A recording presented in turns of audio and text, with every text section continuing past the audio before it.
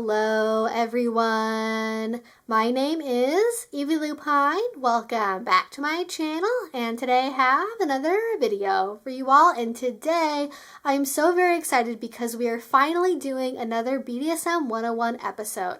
I feel like I haven't filmed one of these in forever, and this one is a frankly massive area of kink I am surprised I somehow haven't covered yet.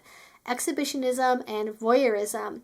While neither of these words are part of the formal BDSM initialism, they are both very much a factor in many people's kinks and a common motivator behind many scene ideas and activities. So what exactly are exhibitionism and voyeurism? What are they not? How do people commonly engage in these kinks? And what should you be aware of before you try them for yourself? Let's talk about it. So right off the bat, I want to make a distinction between clinical and consensual exhibitionism and voyeurism. Like many other terms we use in the kink world, such as sadism and masochism, these words are also used in a medical context to refer to specific paraphilic disorders. Clinical exhibitionism is better referred to as exhibitionistic disorder and requires that the sufferer have significant distress or impaired functioning as a result of their disorder and or be causing harm to non-consenting parties. The classic example of this disorder is the flasher, a person who has the uncontrollable urge to shock and surprise someone by exposing their genitals or touching themselves. They usually don't want that to escalate into actual contact, and they don't typically otherwise want to harm the person they expose themselves to. Like other paraphilias, the vast majority of people with this disorder are cis men, and it is estimated to occur in only a small percentage of the population.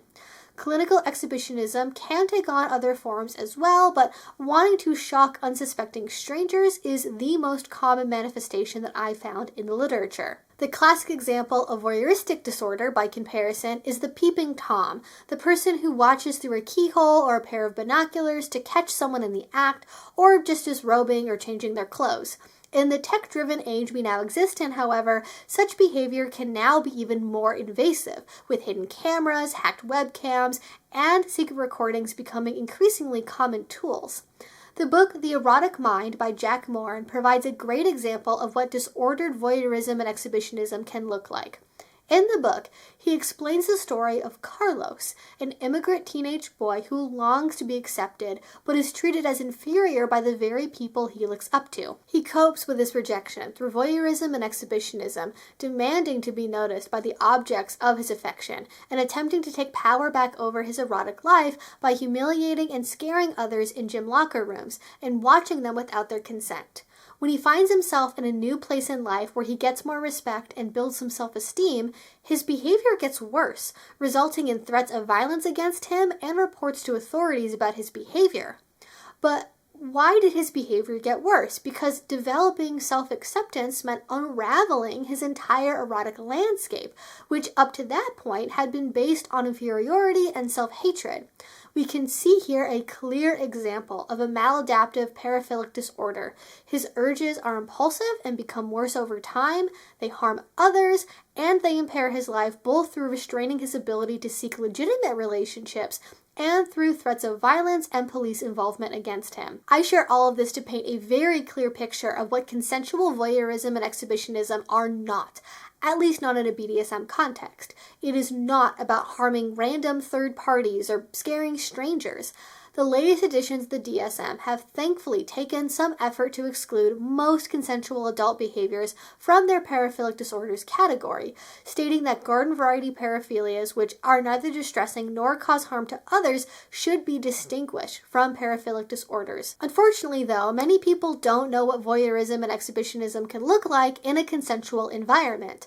Mainstream adult content is also not helpful here, being replete with stories about catching my stepsister in the shower and the like, or examples of people doing both vanilla and kinky acts in broad daylight out in public places like parks and in stores. So what are voyeurism and exhibitionism actually like then?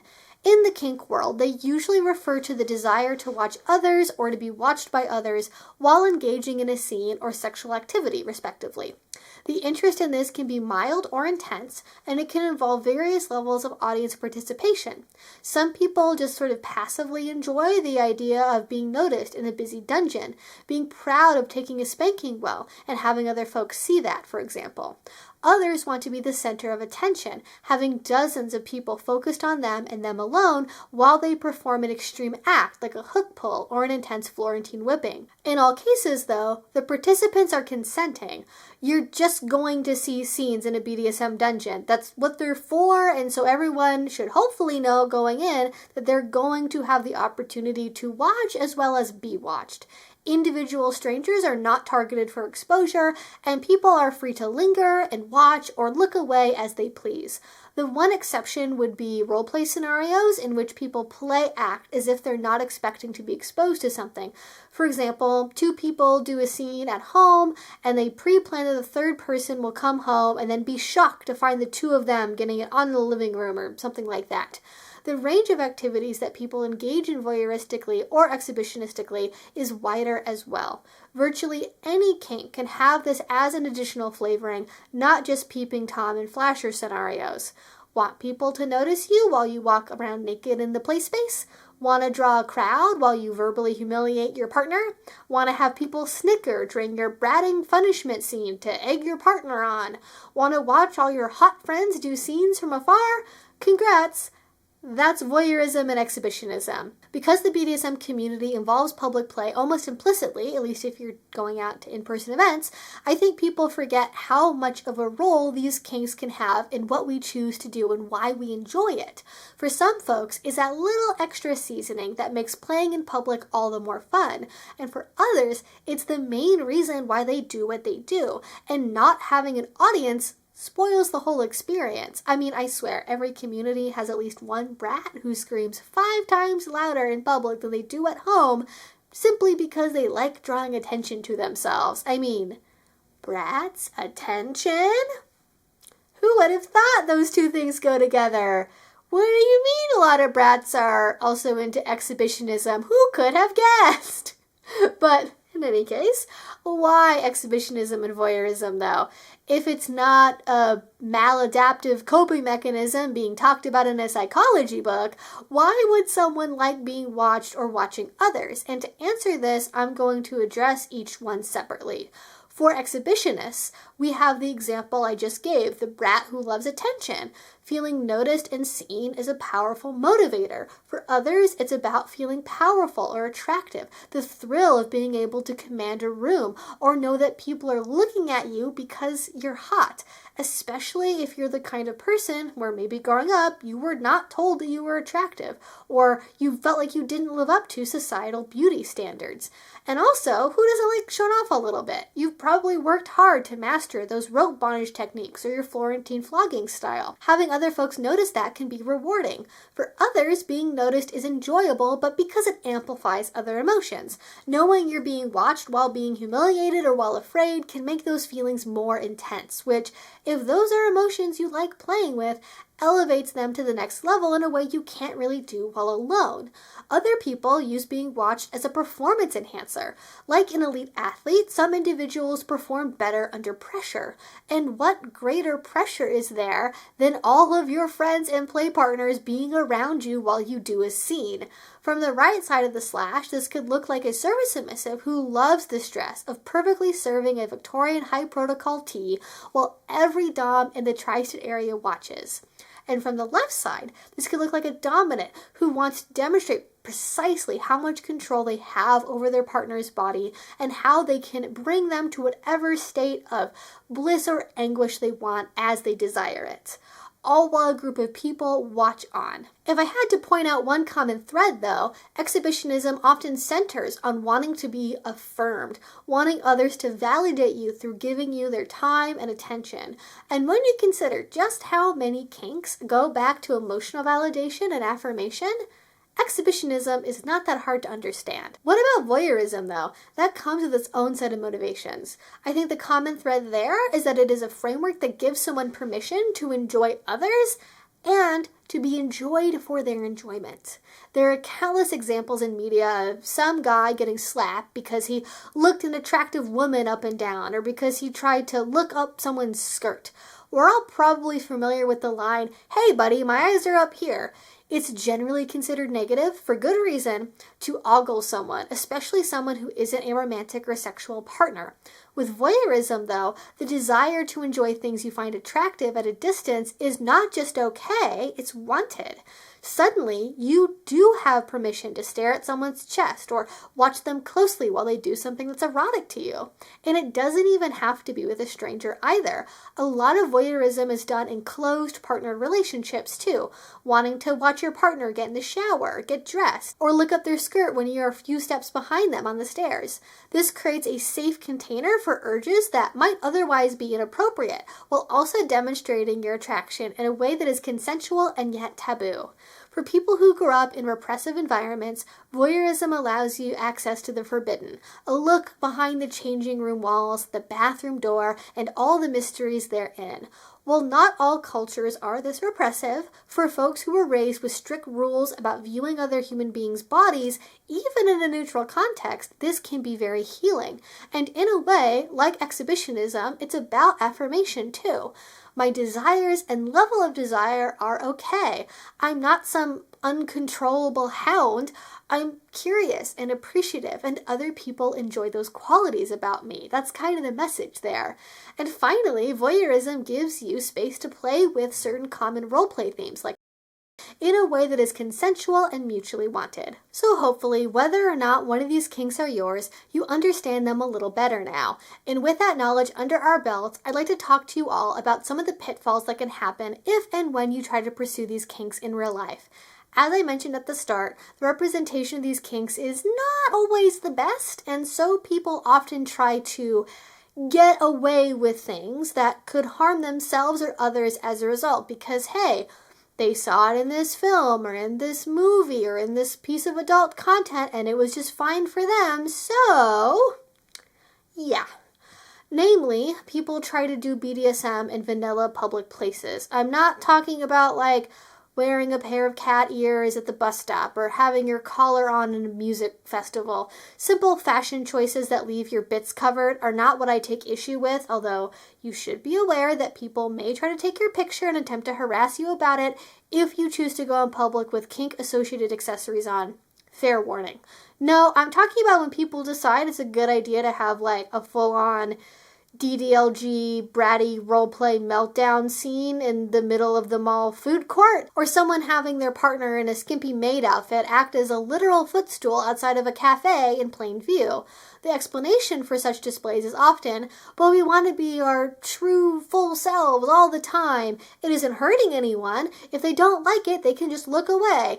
And listen, I'm not about to rehash again a 20-minute long argument about the ethics of public kink for the 4th or 5th time. So you're just going to have to take my word for it that I don't think that sentiment passes muster, at least not for my own ethical framework or what I would feel good about promoting as an educator. I can't stop you, but I just don't think it's a great idea.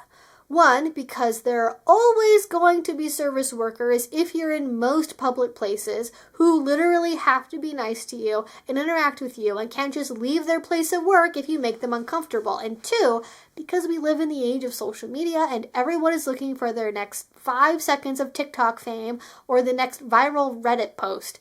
Do you want everyone you know to know about your very specific kink and your kink relationships? Because if you are doing BDSM in public, you are always taking that risk. I would evaluate it the same way I would when deciding whether or not to create adult content. You can take every possible precaution, blurring the background, not showing your face, the works, and still, you're always taking the risk. Someone is going to recognize you and tell your family, your friends, and even your employer. So please just be cautious. I do not want anyone to get fired because they thought they wanted to get walked on a leash in a grocery store, okay? But luckily, getting your kink on at Trader Joe's is not the only option available to us. The most obvious alternative is, of course, you can just play at a dungeon. Public BDSM dungeons are the best place to get your kink on overtly around other people, and they might even cheer you on while you do it. But that doesn't work for everyone, and not all public play has to be super obvious with toys or skimpy outfits. Subtle, practically invisible play in public is another alternative. For example, telling your submissive precisely what to order for you at the coffee shop before you get in the store, and having them go in alone to buy the drink. Then, when they get back to the car, you rate them on how well they did in replicating the order you wanted. No one would know that this was part of an act of service submission, which is the point. You can do similar things when ordering in restaurants or deciding what to get in the store. Technology may have numerous downsides, but one silver lining is that it enables instantaneous, silent communication. For example, you might go out to get an ice cream with your submissive, and then you text them when you sit down that they have to wait 5 minutes before they're allowed to take their first bite. There's some public-friendly tease of denial for you. You both get the thrill of, oh my gosh, what if somebody notices what we're doing and they catch on, and I can't believe I have to obey in public and I really don't want to, without risking that you're going to end up on the 11 o'clock news or plastered all over next door. If service submission or power exchange isn't your thing, don't worry about it. The wintertime, for example, is the perfect opportunity to add a few extra accessories under your clothes.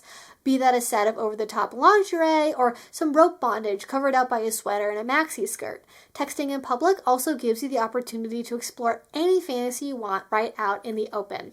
You could be having a cute little spring date at a local bookstore, all while you text each other about the lurid things you want to do in as much detail as possible as soon as you get home. Maybe finding book titles or book covers that match ideas that you have. If dirty talk is your or your partner's forte, why not take a stroll outside? Hold their hand and stay very close together as they whisper terrible ideas in your ear or give you subtle orders to follow, like, put your hands in your pocket right now, or go pick that flower for me. And perhaps my favorite, and newest to me, activity to try out in public is to have you or your partner keep track on a counting app. Every time you do something like tap your foot or play with your hair, the counter ticks up by 1. Then when you get home, you get your reward or punishment for whatever it is that you did. This is especially fun in a consensual non-consent framework where you may not know if you're going to get a reward or a punishment until it happens. And so how bad or good it'll all end up being is totally in your hands. It's quite the dilemma as a bottom or submissive. And to the outside world, it just looks like you're playing a silly phone game or not really paying attention, or maybe it's part of an inside joke. But you know that you're writing a check your butt is going to have to cash later. And speaking of that, sadomasochism in public. That is probably the hardest one to do subtly, but there are a few harder to notice tools you can use, like rubber bands. And what you can do is you can order your submissive to use that on themselves, and then if anyone asks, it's just something you do to try to break a bad habit. Maybe you have to snap that rubber band if you swear out loud, or you make a self-deprecating joke. Or maybe you have to do it just because your partner texts you that you have to. That, of course, can still be detected, and I still probably wouldn't really recommend it, but if you absolutely have to, that's probably one of the better ways to go about it. Many of these examples, however, focus more on the exhibitionism side of the equation. So what about voyeurism? And frankly, I'm not going to suggest that you start eyeballing strangers in public for your kink, but you can have your partner play a similar role for you. Perhaps you agree to meet at a prearranged location and act as if you don't know each other. Perhaps they wear a revealing skirt or a shirt that's unbuttoned almost all the way, and maybe you can catch a glimpse of the edge of their stockings if they bend over just the right way. They go about their business, and you get the opportunity to watch them, virtually consequence-free, while they get the thrill of knowing they're being watched and admired and are seen as attractive. Please be cautious, though. If people think you're leering at a stranger with bad intentions or taking somebody's photo without their consent, they might try to intervene. Again, being subtle is key if you want to minimize your risk here. You can even do something similar at home, having your partner act like they forgot to end their Zoom meeting or forgot to turn their webcam off while they get undressed or do house chores in plain view while you watch. It's all planned and consensual while still having that forbidden flavor to it. I even know people, though I am not recommending this to beginners, who have actual 24/7 security cameras they can turn on and off inside of their submissive's home to get this effect at any time. I hope all of this goes to show, though, that you don't need to involve unsuspecting members of the public to have fun and satisfying scene experiences. For first-timers, though, again, my recommendation is always going to be to go to public kink spaces and to play around other kinksters, or just watch them play and get ideas. Not only is it safer, you'll also have access to better equipment and can do almost any kind of play that you want. Plus, being in a community is also just good for your mental well-being, and maybe I have kind of a backdoor mental well-being reason for pushing people to be part of a community, because making friends in adulthood can be difficult. And with that being said, that is everything that I wanted to share about exhibitionism and voyeurism today. Again, this is just a BDSM 101 video, so I'm really trying to give a broad overview of what is possible under those words and labels. But if you guys do have any follow-up questions on exhibitionism and voyeurism, I would possibly consider making a follow-up video to this where I go into maybe some more advanced applications in some more detail. You can also leave any other comments, questions, or things you want to share in a comment down below, especially if you are someone who has one of these kinks. I would love to know how that affects you, how you typically play with it. Did I miss any big ideas? Again, anything else you can leave it in a comment down below. If you did enjoy this and already, please do subscribe, because I make videos twice a week about all different kink and BDSM related topics. And finally, if you really want to support what I do, the best you can do is a Patreon. Link to that will be down below. If you do already support me there, thank you so much. It means the absolute world to me. And until I see you all next time, I hope you have a great rest of your day and a great rest of your week. Bye-bye.